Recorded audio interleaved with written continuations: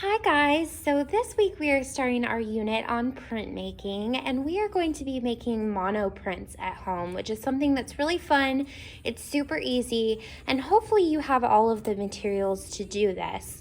So the first thing that you will need is some sort of smooth, slick plastic surface. So I have here a Ziploc bag. It's kind of like a quart size. The bigger your piece of plastic, the bigger your prints can be. So if you have like a little sandwich bag, that would be perfect for the different sections that we're doing today.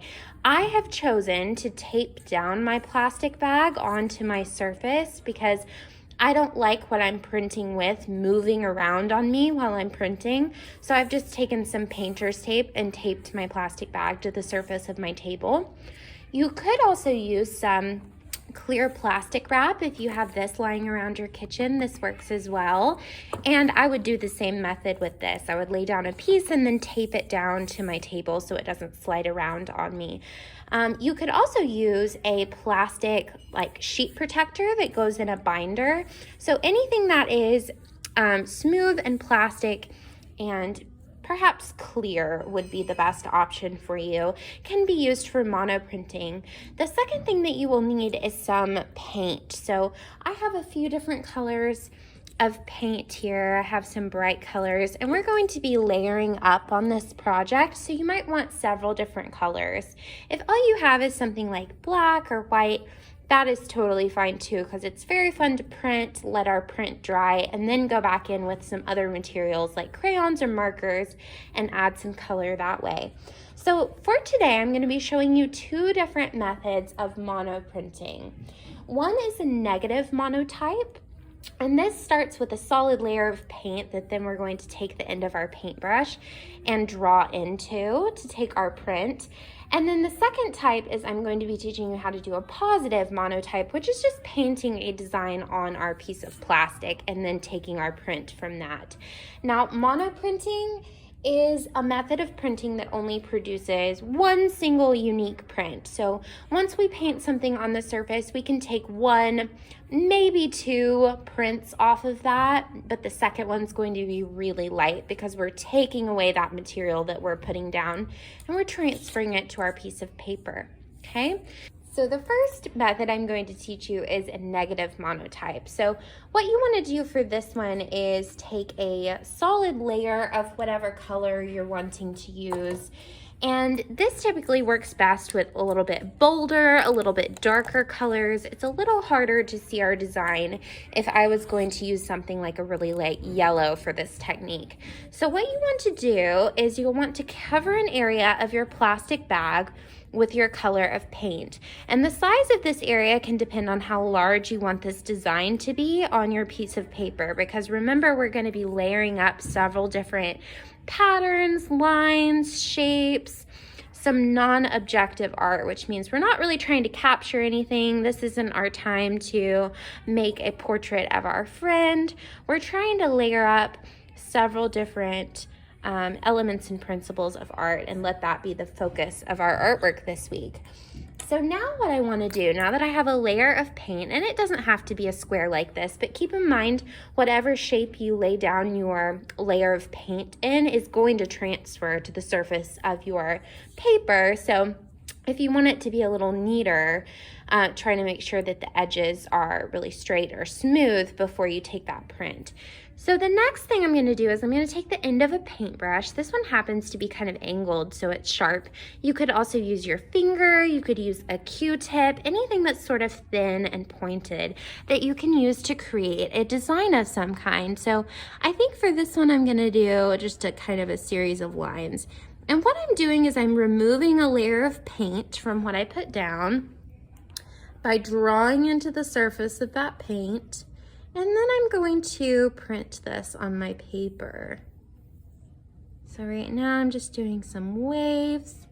And the beauty of printmaking is I feel like it takes away a lot of that pressure that some of us put on ourselves to make things perfect, because you never really know how a print is going to turn out until you print it.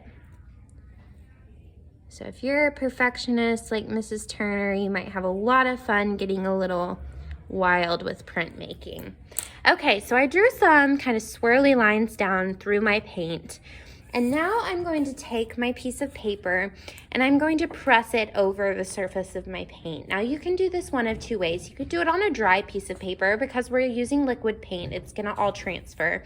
Or you could take a wet paper towel and wet the surface of your paper just a little bit, and that kind of helps it take more of that paint color away. You don't want your paper soaking wet if you're going to use that method, just like the lightest, dampest layer of water right on top of your paper that you can get. So I just did that with a sponge, and then I'm going to choose an area of my paper that I want that design to fit in. Now, if you're doing this on like a loose plastic bag, I would just go ahead and flip that plastic bag over onto the surface of your paper and smooth it out. We don't want to rub with our hands when we take our print. We just want to press because we don't want to smear any of our ink. So I'm going to line it up. I think I want mine in the corner. If your plastic is taped down like mine is, you really want to make sure that you're lining up your paper where you want that print to take, because you can't see it once your paper's on top. So I'm going to press my paper into the surface of that plastic, and then when I lift it up, I'm left with a print with some of my scratch designs in it. And I really love the quality of whatever's left from my printing. It has this really great texture to it that I'm a super big fan of. So this is not enough paint to pull in a second print. It would be really, really light if I were to do that. Here, I'll show you on a different section of my paper. If I was going to pull this again, so this would technically be my second pull, it just leaves something very, very light, which may be your thing, it may not be your thing. So in between mono prints, you'll want to take some water and just wipe down the surface of your plastic bag or whatever plastic you're using to be sure that it's clean enough for the next print. So now my plastic bag is clean, it's free of that pink paint, and I'm ready to go in and pull a second monotype. So for this second method, instead of putting down a solid layer and scratching into it, I'm just going to take a smaller paintbrush and I'm going to paint some designs on my plastic. And this is why sometimes monotype is called the painterly method by printmakers, because you can see it's kind of just like painting. We're just taking that extra step to transfer our design afterwards. So again, I'm just being sort of abstract. I'm making these swirls. This design's a little bit larger because I have room to work with. And then again, I'm just going to flip over my paper and I'm gonna pull that second print. Now, if you're switching colors like I can, it's totally up to you. You can let your piece of paper dry between colors, between prints, and then those will layer on top of each other really cleanly. But you can be a little messier with it and just go in and pull that second print straight off. The first one, it's just going to, you can see it left behind a little bit of that pink from my first print that I took. All right, one more word of advice.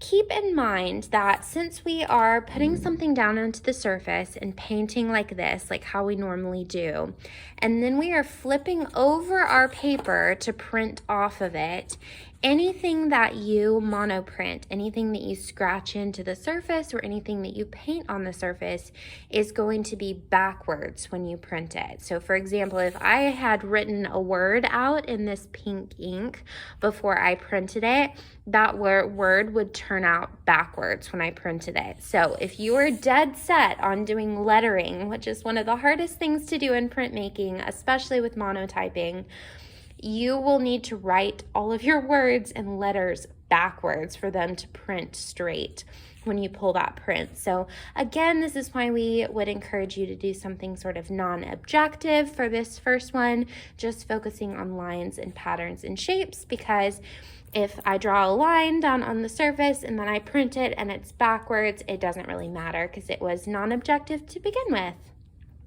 So what I would do next is I would just continue making designs, both negative and positive designs on my piece of plastic, and pulling print after print until my paper is really full. It's really layered up with a bunch of different shapes, lines, patterns, non-objective things. And then I'm left with this really cool, unique, one-of-a-kind print that I made all by myself. So we can't wait to see how you guys take monotyping and make it your own, how creative you are, and what designs you come up with. We hope you have a lot of fun printmaking this week, and we can't wait to see what you do. Bye!